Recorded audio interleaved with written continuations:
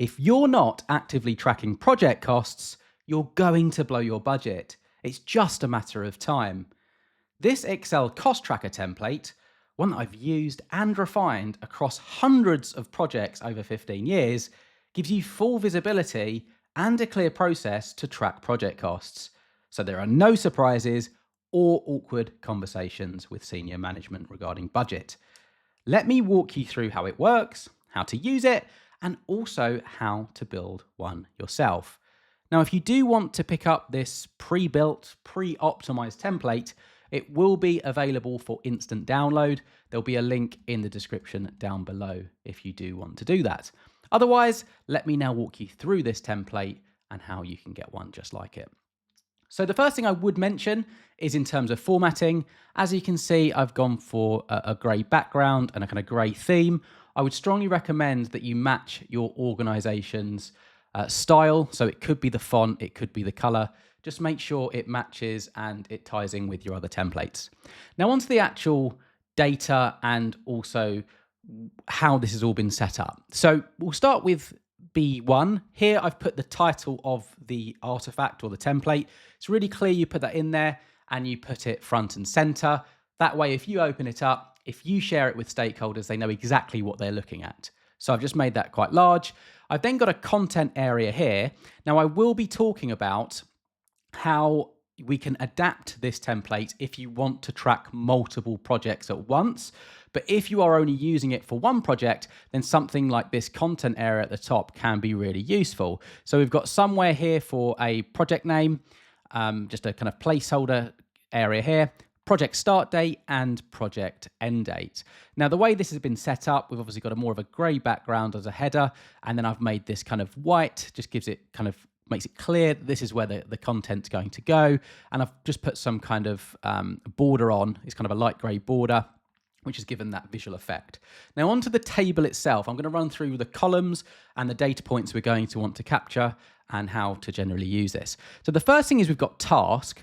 Now, of course, this is specific to one project. As I've mentioned, I will be showing you how to alter this for managing costs on multiple projects shortly, but let's just assume we're doing it on one project. So we've got tasks here, and we've also got the ability to track costs at a subtask level. We've then got description, so you can provide further information. Usually the task name won't make much sense without this. We've then got status, and I've set this up as a drop-down, a colored drop-down. When I say colored, I've used some conditional formatting. I'll show you that as this video goes on, just so it's kind of really visual and clear what the statuses are and where we're at. We've got a status key at the bottom here. So these all of these status and the drop-down pertains to this list here. So everything in this list is going to be an option in the drop-down. To set up data validation is simple. We select our range. So let's just say it's here, for example, from D9 through to D21. We click data, data validation, click data validation again. You'll see allow equals, or you change that drop down here to list. And then the source, as you can see, this is basically saying take all the values from C24 through to C28 and make that an option. If I press OK, then you'll see that. And then, yeah, it's available. So that will be not started as an example. We've got nothing there, so that makes sense. We've then got a planned start date. It's important that we track our dates and an actual start date. This way we can track the variance between them and see if we're kind of on time. We've got an end date. Then we can look at planned versus kind of end date, actual versus end date. We can do lots of analysis there. And then this is where the main cost tracking comes in. So there is a variation we can make again, and I'll touch upon that in a second. The first is if you're kind of tracking labor costs. So we've kind of got a content area for this. This is kind of tracked on an hourly basis and an hourly rate. So here you can see this task took 35 hours, this took 10 hours, that took 15 hours. That's our hourly rate for each task, and that's our labor total. So imagine that as kind of one section. Now, if you didn't have any labor, then we could simply delete this out if you're not tracking labor costs. So you could just go straight to materials as an example. This would be the next one. And instead of hours, this would be units. So here you can see 25 units or 1 unit required for task 2, 300 units for task 3, etc. And this is the cost per unit. And again, we've got a materials total. If you don't have materials, as an example, you could just delete, or labor, you could delete columns H through to M. Now in other, you might not call it other, but this is where you just group all of the main kind of categories of cost. So we've got travel, we've got equipment, fixed costs, miscellaneous costs. Now this is where you just put in the exact costs that are specific to your industry or your organization. This is then totaled, and this is all done with formulas. So look, this is a sum of everything that's included here. We then put our budget for each task. So let's just say the first task had a budget of 500. Actual is our actual cost or spend.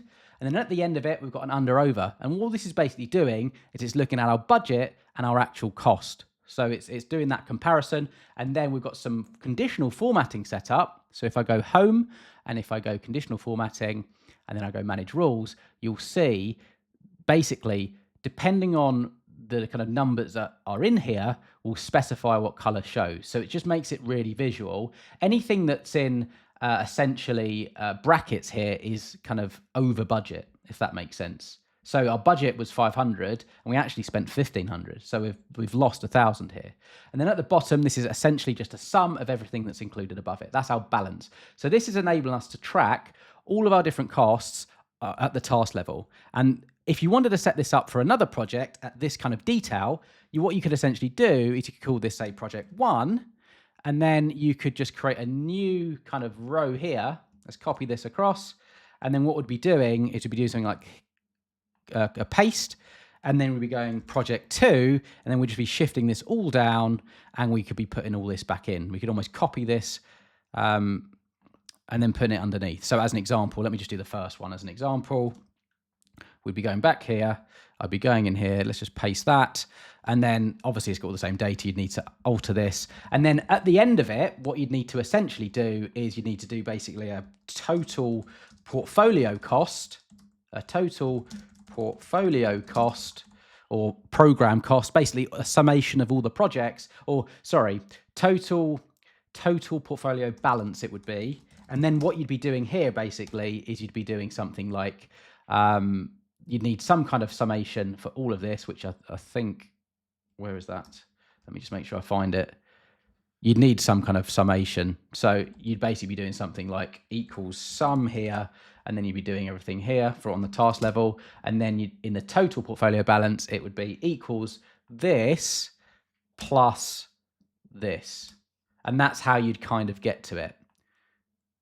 So that would give you, for everything. So that's that. Let me just remove that for now. And let me just walk you through one other way you can do this. If you don't want to track at this kind of depth, the other thing that you can do, let me just remove this out, is you can literally, instead of doing tasks, you could change this to project. So it would be something like, this would be project, and this would be project A, and then you delete this out. That would be like project B, C, etc. And you just kind of go down. So let me just quickly change it so it makes sense. And then you just go, and then you'd have all of that. And then you just need a sum at the bottom to calculate all of these. So you've got various ways to adapt this, but this is a fantastic project cost tracker. If you do want to pick up this template, first link in the description down below. Otherwise, I wish you all the best with tracking your project costs, and I hope you have an excellent day.